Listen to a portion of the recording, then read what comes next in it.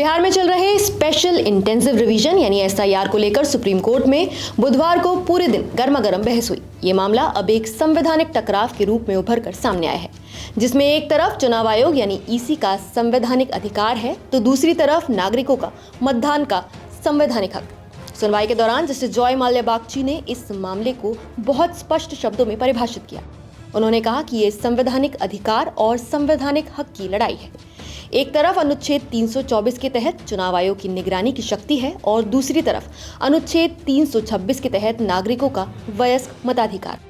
साथ ही उन्होंने कहा कि representation of the people act की धारा 21(3) चुनाव आयोग को केवल असाधारण परिस्थितियों जैसे कि प्राकृतिक आपदा में ही विशेष पुनरीक्षण यानी एसआईआर का अधिकार देती है। बाकी परिस्थितियों में ईसी को रजिस्ट्रेशन ऑफ इलेक्टोरल रूल्स के नियम 4 से 24 का पालन करना ही होगा। एसोसिएशन फॉर डेमोक्रेटिक रिफॉर्म्स यानी एडीआर की ओर से पेश हुए वरिष्ठ अधिवक्ता प्रशांत भूषण ने चुनाव आयोग पर 5 गंभीर आरोप लगाए।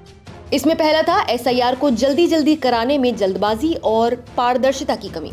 दूसरा था आधार या एपिक को पहचान पत्र के रूप में ना मानना। तीसरा था 65 लाख हटाए गए मतदाताओं के नाम और कारण सार्वजनिक ना करना। चौथा आरोप था ड्राफ्ट वोटर लिस्ट से नाम खोजने की सुविधा को हटाना और पांचवा आरोप था बीएलओ द्वारा खुद फॉर्म भरना और हस्ताक्षर करना, जिसके चलते कई मृत लोग सूची में दर्ज हो गए। भूषण ने दावा किया कि 4 अगस्त को राहुल गांधी की प्रेस कॉन्फ्रेंस में वोट चोरी के आरोप लगने के तुरंत बाद ईसी ने अपनी वेबसाइट से सर्चेबल वोटर लिस्ट हटा दी, जो उस दिन तक उपलब्ध थी। साथ ही उन्होंने ये भी कहा कि मैं गारंटी दे सकता हूं कि बीएलओ खुद फॉर्म भर रहे थे और उस पर हस्ताक्षर कर रहे थे। इसी वजह से इतने मृत लोग ड्राफ्ट मतदाता सूची में शामिल हो गए। उन्होंने ये भी तर्क दिया कि 11 में से कोई भी दस्तावेज नागरिकता का सबूत नहीं है और नागरिकता का निर्णय ईसी नहीं कर सकता। ये सवाल तभी उठ सकता है जब मौजूदा मतदाता की नागरिकता को चुनौती दी जाए और तब भी उचित सुनवाई और जांच जरूरी है।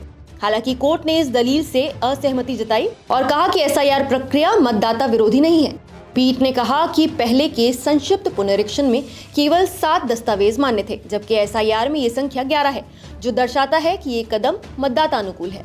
न्यायालय ने यह भी स्पष्ट किया कि किसी भी मतदाता को सूची में नाम जोड़ने के लिए इन 11 दस्तावेजों में से केवल एक ही जमा करना आवश्यक था।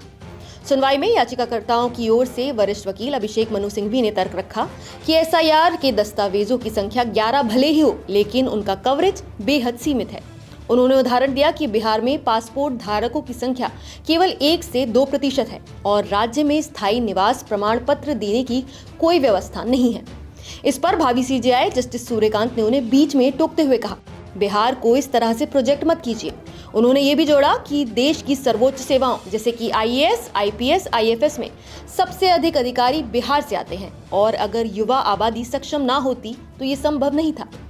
इस पर सिंघवी ने पलटवार करते हुए कहा कि ये क्षमता केवल एक सीमित वर्ग में है, जबकि राज्य के ग्रामीण और बाढ़ प्रभावित इलाकों में अधिकांश लोगों के पास 11 में से कोई भी दस्तावेज उपलब्ध नहीं है। सिंघवी ने आगे आरोप लगाया कि 11 दस्तावेजों की सूची में 3 विकल्प बिना सूचना के हटा दिए गए और 2 संदिग्ध हैं, जिससे ये सूची असल में ताश के पत्तों का घर है।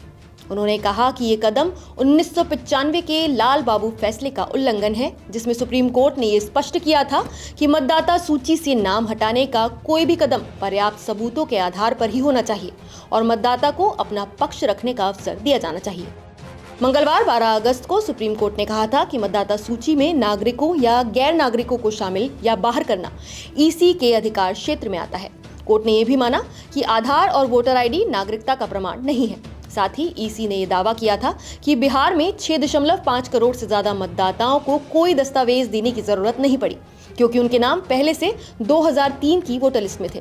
अब इस मामले की सुनवाई कल फिर होगी और अब क्या तर्क सामने आएंगे, इस पर हमारी नजर बनी हुई है। फिलहाल आज की सुनवाई पर आप क्या कहना चाहेंगे? अपनी राय हमें कमेंट करके जरूर बताइए। नमस्कार, मैं हूं मानक गुप्ता। अगर आपको हमारा ये वीडियो पसंद आया हो तो इसे लाइक और शेयर जरूर करें और हाँ, हमें सब्सक्राइब और फॉलो करना ना भूलें ताकि आप देश और दुनिया की कोई खबर मिस ना करें। तो जुड़े रहिए हमारे साथ और देखते रहिए न्यूज़ 24।